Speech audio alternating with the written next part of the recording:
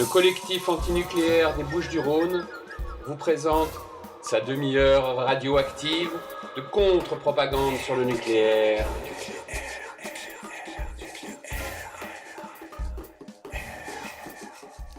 Bienvenue sur Radio Galère dans la demi-heure radioactive, émission animée en direct par le collectif antinucléaire des Bouches-du-Rhône, les 2e et 4e mardis du mois à 14h15 et en rediffusion le jeudi de 12h à 12h30.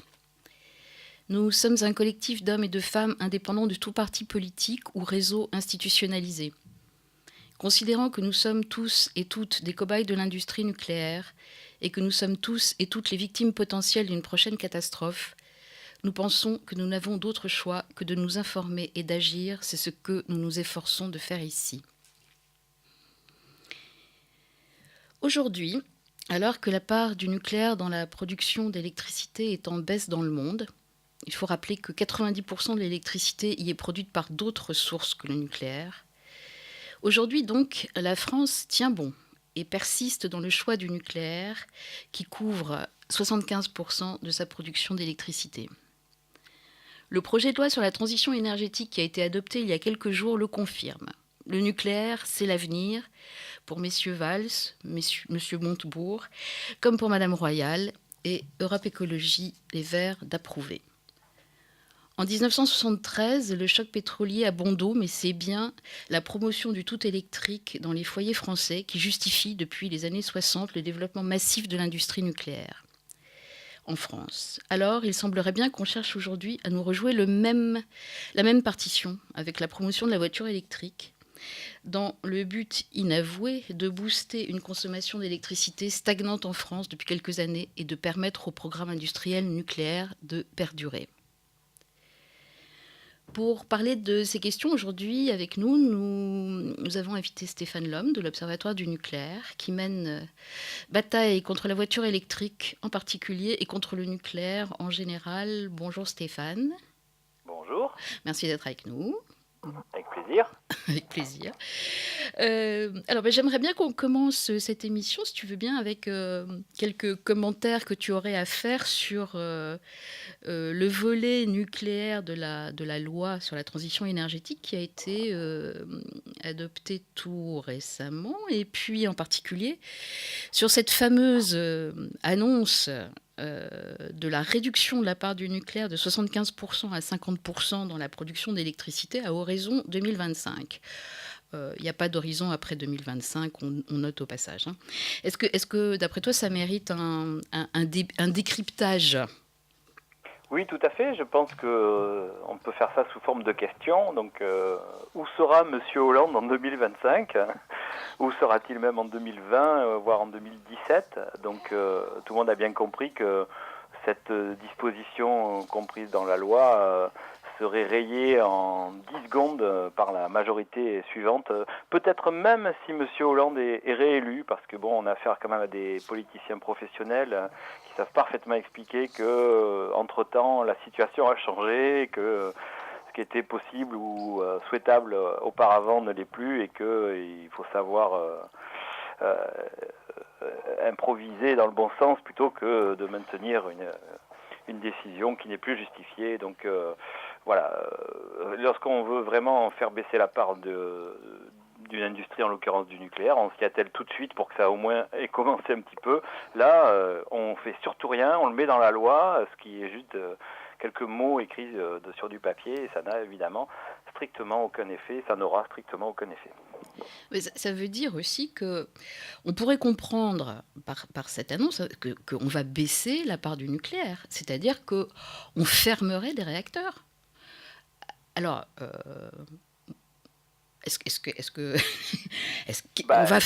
ils vont fermer des réacteurs ? Déjà, comme je disais, si eux-mêmes ils commençaient à fermer des réacteurs, on pourrait dire que peut-être cette loi a une chance, ou cette disposition a une chance de devenir réalité. Mais dans la mesure où ce gouvernement ne fermera rien dans son mandat, ou alors dans les derniers jours du mandat, juste avant l'élection présidentielle, on sait très bien qu'un réacteur arrêté depuis quelques semaines peut être réactivé en quelques jours sans aucun problème. Donc c'est vraiment une loi qui ne fait que faire du blabla et qui ne prévoit strictement rien contre le nucléaire. On sait qu'il y a cette disposition de production maximale du parc nucléaire qui pourrait entraîner un échange en quelque sorte si le EDF finit par arriver à mettre en service son réacteur EPR dont le chantier accumule les retards et les surcoûts. Si par miracle ils arrivent à terminer ça, enfin miracle façon de parler, oui. Ça sera très inquiétant, mais s'ils arrivent à terminer leur réacteur et qu'ils le mettent en service, à ce moment-là, ils seraient obligés d'arrêter 2 réacteurs en échange, de quelque sorte, pour pas dépasser le plafond. Comme je disais, de toute façon, ça sera au pire, au mieux fin 2016, voire probablement début 2017, si ça se produit. Et donc, quelques semaines plus tard, les réacteurs pourront être réactivés par une nouvelle majorité. Il est même question de baisser la puissance d'un certain nombre de réacteurs, quelques kilowattheures ici ou là, qui au total permettraient d'abaisser la puissance totale sans avoir à fermer le moindre réacteur. Donc, on voit bien que rien de ce qui est annoncé ne se produira. C'est un gouvernement qui, depuis le début, et depuis longtemps, depuis que François Mitterrand est arrivé au pouvoir, tout le monde a bien compris que le Parti socialiste était devenu tout aussi pro-nucléaire que la droite, et c'est pas les quelques effets d'annonce qui ont pu avoir lieu ces derniers temps qui changent quelque chose. Oui, c'est intéressant ce que tu as dit, c'est qu'en fait, il y a une espèce de... Dans la loi, il est inscrit un plafonnement, hein. C'est-à-dire que le parc électronucléaire ne pourra pas excéder sa puissance actuelle. Alors là, on peut comprendre que, comme il y a un EPR en construction, bon, effectivement, comme tu le dis, on verra quand... mais ça voudrait dire qu'un EPR, c'est 1650 mégawatts, donc on devrait pouvoir fermer 2 réacteurs de 800 mégawatts. Ça, ce serait le début d'une logique. Alors déjà, Madame Royal dit que ce ne sera pas forcément Fessenheim qui va fermer, puisqu'elle préférerait avoir 2 réacteurs dans un site qui en comporte plus, comme ça permettrait au site de perdurer. Et puis il y a le responsable d'EDF qui dit, en fait, ça ne veut pas dire du tout qu'on va fermer quoi que ce soit, même si l'EPR, comme tu l'as dit, arrive. Donc on aura l'EPR plus tous les réacteurs existants, et simplement le jeu, ça pourrait être de se dire... En plus, comme les réacteurs existants vieillissent, il y aura plus de temps où ils seront en maintenance, où ils ne seront pas en activité. Et on aura le parc existant plus l'EPR. C'est à peu près ce que moi j'ai compris de l'histoire, quoi. Oui, on peut tout à fait imaginer ça, c'est ce que je disais, donc le fait de baisser la puissance d'un certain nombre de réacteurs pour arriver à rabaisser le plafond, à repasser en dessous du plafond maximal, y compris avec donc le nouveau réacteur EPR. Donc de toute façon, comme je le disais, tout ça ne peut arriver qu'au mieux fin 2016, voire probablement début 2017, voire pas du tout, si l'EPR est pas mis en service. Donc, et tout ça sera rayé probablement 10 minutes après le changement de majorité, s'il se produit. Donc, on voit bien que tout ça, c'est que des belles paroles, et qu'il y a strictement derrière ça aucune des volontés réelles de fermer le moindre réacteur nucléaire en France. Et en plus, c'est EDF qui va décider. Alors, c'est EDF qui va décider, mais ce que je pense par contre, je pense qu'il n'y aura pas forcément de fermeture par courage et volonté politique, mais qu'il y aura peut-être bien des fermetures, et qui seront pour le coup décidées par EDF, devant l'état de dégradation d'un certain nombre de réacteurs. Alors en espérant que ça ne soit pas des fermetures décidées dans un contexte comme celui qui a eu lieu au Japon, c'est-à-dire une catastrophe nucléaire, et à ce moment-là on dit tiens, on va fermer des réacteurs pour éviter qu'il y en ait d'autres qui explosent. Mais même sans avoir une explosion, une catastrophe, on peut avoir EDF qui décide de fermer des réacteurs parce que ils auront découvert, ces gens-là sont d'un cynisme abouti, mais enfin, s'ils ont un réacteur qui est dans un état tellement dégradé qu'on va directement à la catastrophe peu de temps plus tard, ils vont quand même probablement décider de l'arrêter.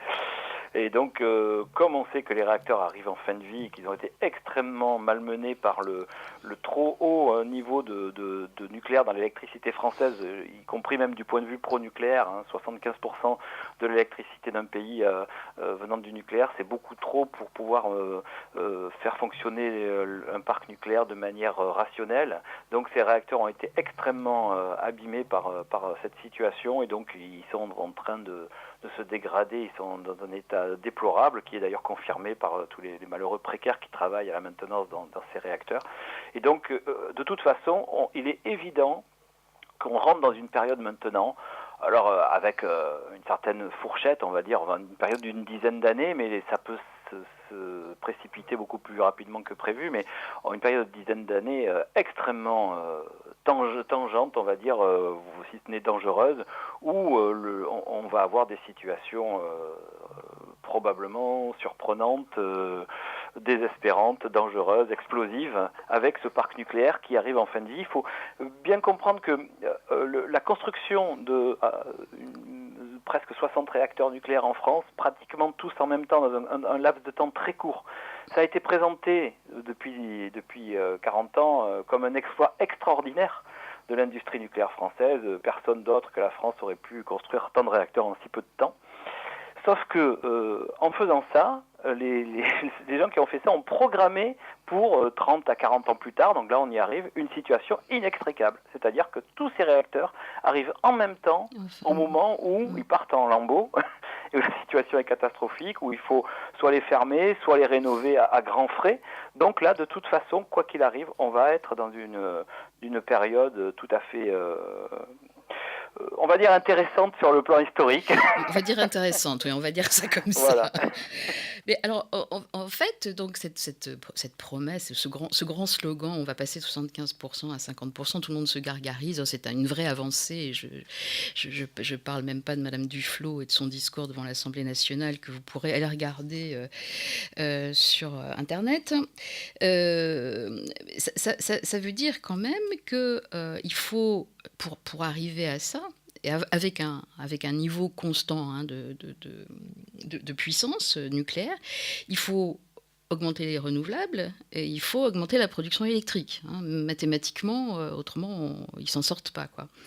Alors, ils ont trouvé, pour augmenter la production électrique, le nouveau, c'est pas le chauffage électrique, c'est la voiture électrique.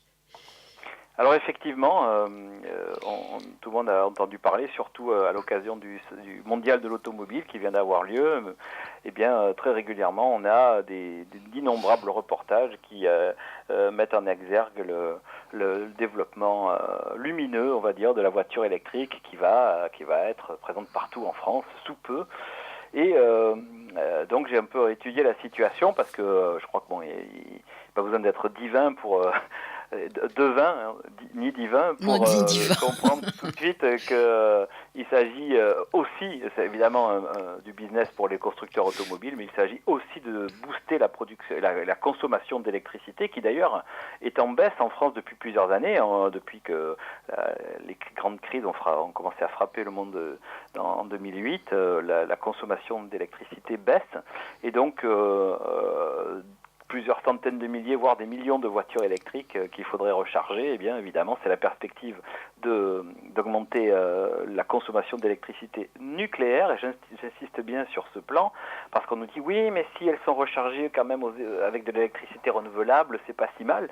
Le problème, c'est qu'actuellement en France, tout est organisé par les syndicats départementaux de l'électricité, les régions, les départements et l'État, pour que toutes les bornes de rechargement pour voitures électriques soient branchées sur le réseau ERDF, le réseau ordinaire d'électricité, c'est-à-dire celui qui est alimenté à 75% par le nucléaire et absolument pas alimenté par des énergies renouvelables.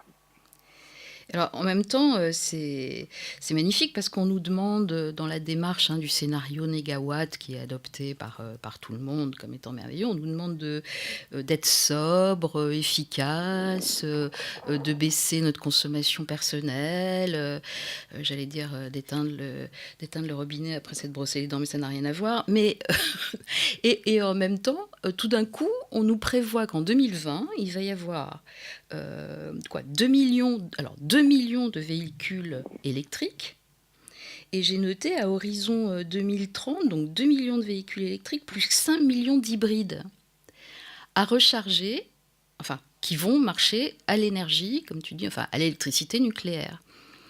Alors, quand même. Enfin, alors, 2 millions de voitures électriques, c'est assez impressionnant comme chiffre, parce que quand on voit les ventes aujourd'hui, où Renault se gargarise d'avoir vendu quelques centaines, c'est-à-dire des fois 40 de plus que le mois précédent. Oui. Donc on voit que tout ça ne décolle pas malgré le battage gigantesque fait par les constructeurs, les politiques, les médias autour de cette voiture électrique. Ça ne décolle toujours pas. Donc 2 millions de voitures électriques. Ceci dit, même si cet objectif absolument sidérant était atteint, faut quand même savoir qu'il y a 38 millions de voitures en service actuellement, donc on peut dire d'ici 2020 ou 2025, ça serait probablement 40 millions. Hein. Donc finalement, 2 millions de voitures électriques, ça veut dire qu'une voiture sur 20 serait électrique. Et donc quand on nous dit qu'il faut faire tout ça pour s'émanciper du combustible essence, de tout ce pétrole et tout ça, on voit bien que c'est une plaisanterie et qu'on va dépenser des sommes publiques absolument astronomiques pour ne quasiment rien changer. Donc, et qui plus est, comme ce chiffre de 2 millions sera probablement très loin d'être atteint. Bon, après, il y a les voitures hybrides, c'est encore autre chose, qui a priori ont besoin de beaucoup moins être rechargées, voire pas du tout, sur le secteur. Donc, c'est une technologie, après tout, il faut bien se déplacer en voiture. Il faut déjà reconnaître que tout déplacement en voiture à moteur est polluant. Hein. Faut arrêter de prétendre qu'il y a des voitures propres.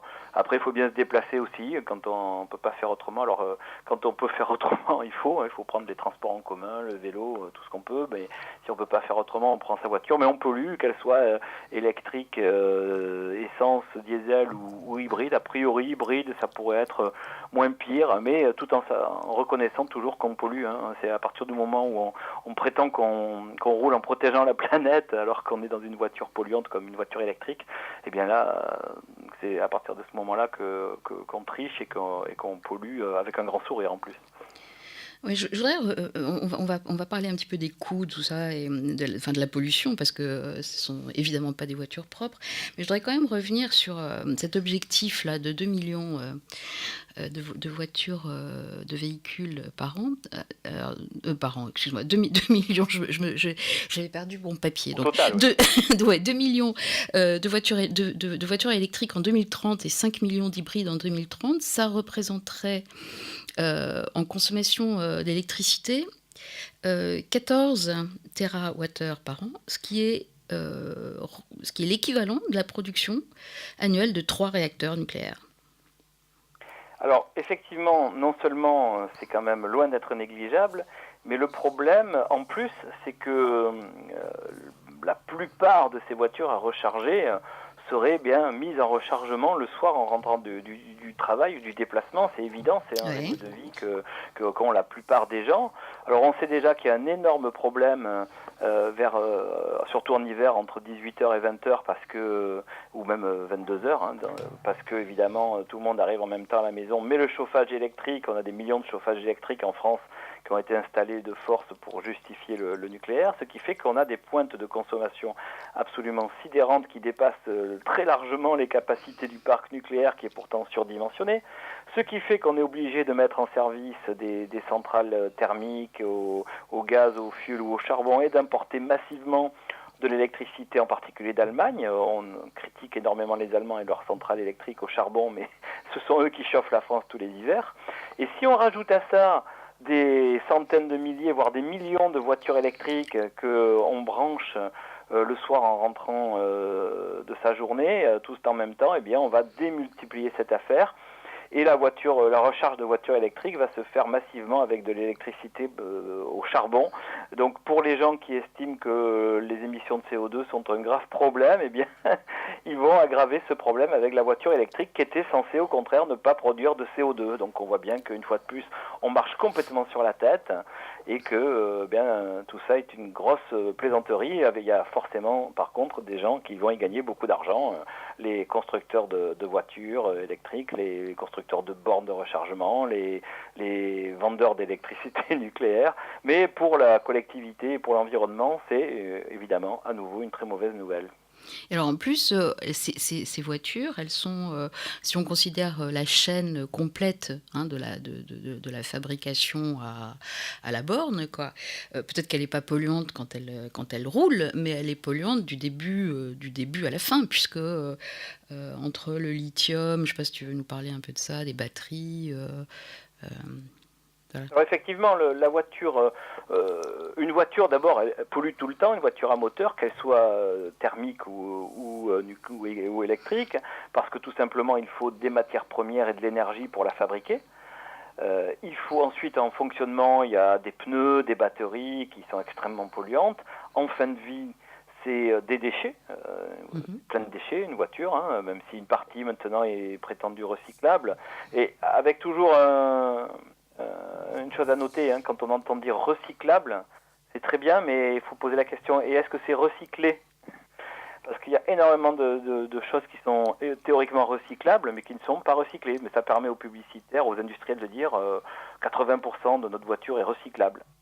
Sauf que rien n'est recyclé parce que tout simplement ça coûte cher de recycler et ça rapporte pas d'argent, donc personne ne le fait. Donc, comme je disais, donc les matières premières et l'énergie à la construction, des pneus, des batteries qui en fonctionnement, en fin de vie des déchets, et puis évidemment l'énergie pour faire avancer cette voiture, donc essence ou diesel évidemment c'est polluant, électricité c'est polluant parce que l'électricité c'est principalement de l'électricité nucléaire en France, donc mine d'uranium, déchets, radioactifs, tout ça, de l'électricité en complément au charbon, et puis on peut évidemment aussi rappeler que les batteries de ces voitures électriques sont fabriquées avec beaucoup de lithium et que de la même façon que les mines d'uranium polluent pour avoir de l'électricité nucléaire, eh bien les mines de lithium polluent énormément pour faire des batteries pour ces voitures électriques. Il y a des gisements qui ont été repérés en Bolivie, à des endroits où vivent des populations indiennes tranquillement depuis des millénaires, et elles vont être expulsées pour laisser la place aux industriels pour que des urbains privilégiés puissent rouler électriques et prétendument propres tout en polluant loin de chez eux. Délocalisation de la pollution, tu nous dis. Effectivement, c'est la délocalisation de la pollution. Alors effectivement, on me dit oui, mais quand même, dans les villes, s'il y a pas mal de voitures électriques qui roulent, l'air des villes va être meilleur. Plutôt que si c'était des voitures à essence ou diesel. Et oui, effectivement, c'est probable. Et donc, on aura assisté à une formidable délocalisation de la pollution. Les gens qui roulent vont polluer non pas là où ils roulent, mais très loin de chez eux. Ça fait penser à cette fameuse déclaration d'un grand représentant de la Banque mondiale il y a quelques années, qui avait, noir sur blanc, fait une circulaire pour expliquer que l'air des pays du Sud était inutilement de bonne qualité, alors que l'air des pays industrialisés était dégradé, et qu'il serait tout à fait justifié de déplacer les industries très polluantes dans les pays du Sud pour rééquilibrer tout ça et faire que l'air inutilement propre des pays du Sud prenne une bonne part de la pollution des pays du Nord, de manière à ce que ces derniers puissent mieux respirer. Eh bien, on en est là avec la voiture électrique. Effectivement, on peut arriver à un petit peu moins polluer, mais encore que, comme je disais tout à l'heure, l'objectif qui sera probablement pas atteint, c'est une voiture sur 20. Donc, s'il reste 19 voitures polluantes au lieu de 20, on voit pas trop, polluantes en termes d'essence, CO2, évidemment. Oui. Donc, il y aura toujours 20 voitures polluantes, mais il y en aura une électrique et 19 essence. Et donc, on pourra toujours dire que c'est un petit peu mieux pour l'air de cette ville, de l'endroit où roule la voiture électrique, mais la pollution sera totalement délocalisée. C'est un cynisme tout à fait abouti. Oui, je crois qu'on a bien compris qu'en fait, c'était C'était une projection qui permettait à l'État de dire bah, on va garder le nucléaire parce que regardez, il va y avoir tellement de voitures électriques, ça va être formidable. Alors après, il y a évidemment la dépense d'argent public. Hein, enfin, tu cites dans 100 milliards pour installer des bornes de rechargement. Voilà, bon, bah, c'est de l'argent Alors bon, public. effectivement, il y a des tarifs variables qui circulent dans les articles qu'on peut voir dans la presse, hein, mais moi j'ai noté qu'une borne de rechargement à pause comprise, c'est 20 000 euros. Donc bon, avec on peut, mettons qu'il y ait des améliorations, mettons que ce soit 15 000 euros la borne, on nous a annoncé 7 millions de bornes de rechargement en France. Eh bien, c'est 100 milliards d'euros, tout simplement. 100 milliards d'euros d'argent public. Hein. Et bon, alors, on va dire que avec l'effet de masse, mettons que les prix chutent de moitié, ça fait 50 milliards d'euros à trouver pour un pays totalement endetté, puisqu'il faut bien payer la dette aux actionnaires qui prêtent de l'argent à l'État à des tarifs qui leur rapportent beaucoup d'argent. Donc les États n'ont plus d'argent. Et là, tout d'un coup, alors que on a les systèmes de santé, d'éducation, les énergies renouvelables qui décollent pas, et on mettrait 50 milliards pour mettre des bornes de rechargement pour voitures électriques. On peut douter qu'on puisse trouver cette somme, mais de toute façon, rien qu'avoir en projet de mettre cet argent dans la voiture électrique, sachant qu'elle est totalement polluante, comme je viens de l'expliquer, c'est absurde. Et puis, on peut ajouter à ça les bonus prétendus écologiques. Quand quelqu'un veut s'acheter une voiture électrique, eh bien l'État met 6 300 euros. On vient de parler maintenant d'un super bonus jusqu'à 10 000 euros et auquel on peut ajouter les aides régionales. Et certaines régions mettent jusqu'à 10 000 euros. Donc on peut avoir 15 000 euros d'argent public attribué à quelqu'un qui veut s'acheter une voiture électrique. Et puis, comme par hasard, la quasi-totalité des acheteurs de voitures électriques sont des ménages ou des personnes aisées.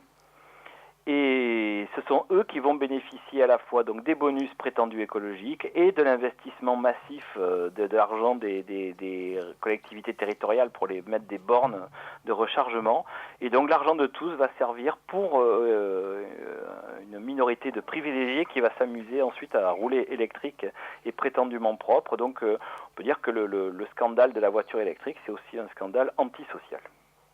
Bon, au revoir. Non, je dis ça parce qu'on est presque arrivé à la fin. Je crois qu'on a à peu près fait le tour du... Enfin, on aurait évidemment plein de choses à dire. Bon, je voulais juste signaler que l'Observatoire du nucléaire a donc porté plainte au pénal pour publicité mensongère contre les constructeurs d'automobiles qui disaient que c'était une voiture propre et que vous avez gagné. Alors, on a gagné devant le jury de déontologie publicitaire, qui est une sorte de justice en toc, du Canada Drive de justice, mais ça a fait peur aux constructeurs parce que c'est une question d'image, tout simplement. Ils tiennent beaucoup à leur image de constructeurs, et puis il y a beaucoup de concurrence. Donc, ils ont presque tous retiré, comme dans un bel ensemble, les mentions voitures propres et voitures écologiques de leur publicité. Donc, c'est une victoire symbolique, mais quand même assez jouissive de l'Observatoire du nucléaire. Il n'y a pas de petit plaisir. Voilà. Et pour Bolloré s'est fait tirer l'oreille, et donc il a fallu déposer une plainte pénale pour publicité mensongère vis-à-vis de ces voitures électriques, et très discrètement au cœur de l'été, puisque la plainte a été posée fin juin, eh bien au cœur de l'été, la mention voiture écologique a disparu subitement du site web de Bolloré et des Blue Cube et Autolib. Voilà, donc ça veut dire qu'on avait raison une fois de plus, et il a fallu menacer d'aller en justice. On va voir la suite des événements maintenant. Bon, autrement, parmi les actions, on peut... je ne vais pas faire un appel à débrancher, mais pourquoi pas. Et puis, moi, j'ai un petit truc local, c'est que vous pouvez écrire au vice-président de la communauté urbaine délégué au développement durable, Monsieur Pierre Semeriva d'Europe Écologie Les Verts, qui... en janvier 2014, alors qu'un nouveau service d'autopartage de voitures électriques est devenu disponible à Marseille, il a écrit « Dans cette ville, la plus embouteillée de France et très polluée, ce service donne une alternative à la voiture individuelle. » Voilà. On ne se pose pas trop de questions à Europe Écologie Les Verts. C'était pas très gentil de ma part, mais bon. Là encore, il n'y a pas de petit plaisir. Donc, je vous suggère d'aller consulter le site de l'Observatoire du nucléaire. Tu es toujours là, Stéphane ? Absolument, mais D'accord. religieusement. Donc, d'aller consulter le site de l'Observatoire du nucléaire. Vous pouvez aussi aller consulter le blog du collectif Antinucléaire 13. Et puis, je voulais signaler que dans la série promotion du nucléaire en France, demain et après-demain se déroule au Bourget la foire internationale du nucléaire. Voilà. C'est un véritable désastre. Oui, mais j'ajoute un mot. Oui. On pourra aller voir sur le site de l'Observatoire du nucléaire une analyse de cette situation où quand même ce salon du nucléaire, pour moi, c'est vraiment les derniers soubresauts d'une industrie mourante. Alors mourante, attention, il y a 400 réacteurs encore en service qui vont mettre quelques décennies à s'arrêter, mais c'est la fin de la queue de la comète d'un système qui a été mis en place dans les années 60, 70, 80 et qui va mourir de petit à petit avec peut-être des catastrophes au passage, mais en tout cas, faut pas se laisser trop impressionner par ce salon qui est plutôt les derniers mouvements de désespoir d'une industrie condamnée, mais qui aimerait bien finalement nous condamner avec elle, nous condamner à être irradiés. Je ne suis pas aussi optimiste que toi, tu le sais, mais en tout cas, c'est bien la preuve que la France se veut encore à la pointe de cette technique qui effectivement est de plus en plus obsolète. Bon. Mais je te remercie d'avoir été avec nous. Avec plaisir. Voilà, et merci beaucoup Sidi à la technique, et puis on se parle dans 15 jours. Au revoir. Au revoir.